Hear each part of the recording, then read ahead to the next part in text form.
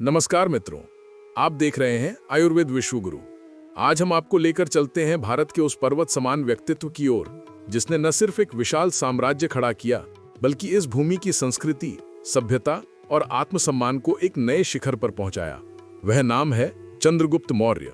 एक ऐसा योद्धा जिसकी कहानी जितनी अद्भुत है उतनी ही प्रेरणादायक। एक ऐसा सम्राट जिसने असंभव को संभव कर दिखाया। चंद्रगुप्त का जन्म साधारण परिवार में हुआ। कहते हैं कि वह बचपन में भेड़ बकरियां चराया करते थे। लेकिन मित्रों, इतिहास गवाह है कि असाधारण लोग अक्सर साधारण परिस्थितियों से ही जन्म लेते हैं। चंद्रगुप्त के भीतर बचपन से ही आग थी, स्वतंत्रता की, संघर्ष की और एक विशाल उद्देश्य की। उनकी आंखों में भविष्य की चमक थी और हृदय में एक अटूट धैर्य। उन दिनों मगध पर नंद वंश का शासन था। राजा धनानंद अपनी संपत्ति, अहंकार और अत्याचार में डूबा हुआ था। जनता दुखी, किसान त्रस्त और सैनिक निरुत्साहित। नंद साम्राज्य सोने की दीवारों के पीछे सड़ रहा था, परंतु इस अंधकार में एक प्रकाश की किरण थी, चंद्रगुप्त। और इस प्रकाश को दिशा देने वाला था चाणक्य। एक दिन तक्षशिला के विद्वान क्रूर नंद का अपमान सह चुके चाणक्य मगध से गुजर रहे थे। तभी उनकी नजर एक युवा ऊर्जावान लड़के पर पड़ी। उसके चाल ढाल में ही कुछ अलग था, आत्मविश्वास, साहस और नेतृत्व। चाणक्य ने समझ लिया, यही है वह एक जो पूरे भारत को एक धागे में जोड़ सकता है। यहीं से शुरू हुआ भारत के सबसे महान गुरु और शिष्य का मिलन। चाणक्य ने चंद्रगुप्त को सिर्फ राजनीति ही नहीं, धर्म, अर्थ, युद्ध कला, कूटनीति, प्रशासन, मनोविज्ञान सब कुछ सिखाया। वे कहते थे, राजा वह नहीं जो राजगद्दी पर बैठता है, राजा वह है जो अपने लोगों के हृदय पर शासन करता है। चंद्रगुप्त ने यह सीख दिल में उतार ली। चंद्रगुप्त और उसके युवा साथियों ने नंद साम्राज्य पर पहला आक्रमण किया, लेकिन सेना कम थी, अनुभव कम था और वे हार गए। लेकिन चंद्रगुप्त ने हार को अंत नहीं माना। कहता था, जो योद्धा गिरने से डरता है वह इतिहास नहीं बनाता। यह हार ही उनके लिए पहला बड़ा गुरु बनी। इस हार के बाद चंद्रगुप्त जनता में घुल मिल गए, किसानों से मिले, सैनिकों से बातें की, व्यापारियों से संवाद किया।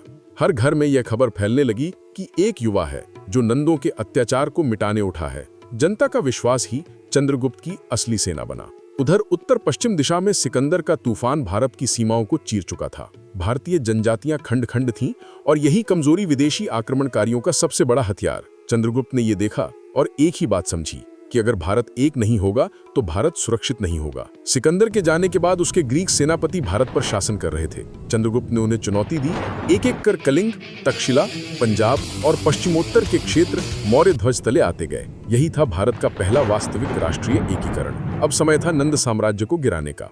इस बार चंद्रगुप्त के पास जनता का समर्थन, प्रशिक्षित सेना और चाणक्य की अद्वितीय रणनीति थी। मगध के महल की दीवारें भी समझ चुकी थीं, झंझावात आ रहा है। युद्ध भयंकर था, परंतु जनता नंदों से त्रस्त थी। अंततः धनानंद की सेना बिखर गई। चंद्रगुप्त उसके सामने खड़ा था, शांत परंतु दृढ़। चाणक्य ने न्याय सुनिश्चित किया और मगध का ताज उस व्यक्ति के सिर पर रखा गया जिसके सिर पर कभी चरवाहे की टोपी होती थी। चंद्रगुप्त ने सिंहासन पाया जरूर, परंतु उसके हृदय में एक ही संकल्प था, सम्राट बनना मेरा लक्ष्य नहीं, भारत को स्वर्ग बनाना मेरा कर्तव्य है। चंद्रगुप्त के राज्य में कानून, सुरक्षा, अर्थव्यवस्था, कृषि सब नए सिरे से खड़े किए गए। चाणक्य के अर्थशास्त्र ने प्रशासन का ढांचा तय किया, जहां राजा नहीं, न्याय सर्वोपरि था।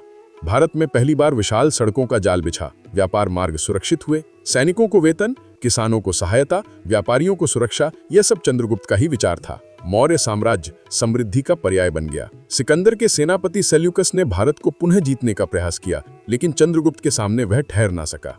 इतिहास में पहली बार भारत की सेना ने विदेशी साम्राज्य को घुटनों पर ला दिया। अंततः संधि हुई, भारत को विशाल प्रदेश मिले और चंद्रगुप्त की योग्यता पूरी दुनिया ने स्वीकार की। चंद्रगुप्त का कार्यकाल सिर्फ युद्धों में नहीं बीता। वे प्रजा के दुख देखने जाते थे, किसानों से बात करते, रातों को मैदानों में चक्कर लगाते थे।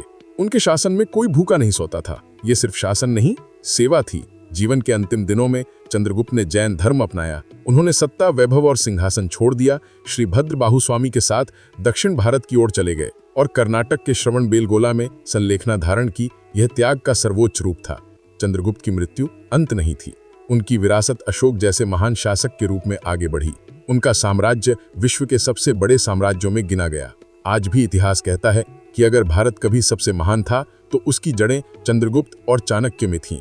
मित्रों, चंद्रगुप्त की कहानी हमें यह सिखाती है कि परिस्थिति नहीं, संकल्प महान बनाता है।